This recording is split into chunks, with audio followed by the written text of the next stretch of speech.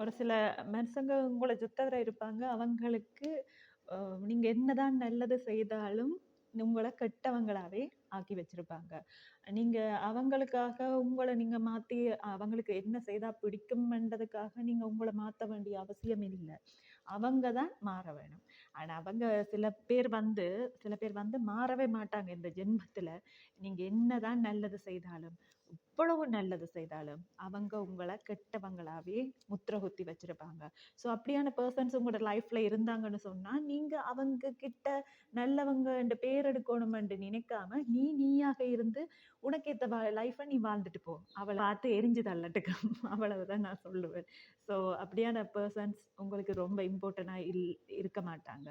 எப்பவுமே நீங்களும் அவங்களுக்கு இம்பார்ட்டன்ட்டா இருக்க வேண்டிய அவசியம் இல்ல. நீ நீயாக என்றைக்கும் இரு. யாருக்காகவும் நீ உன்னோட கேரக்டர மாத்தாத. Thank you.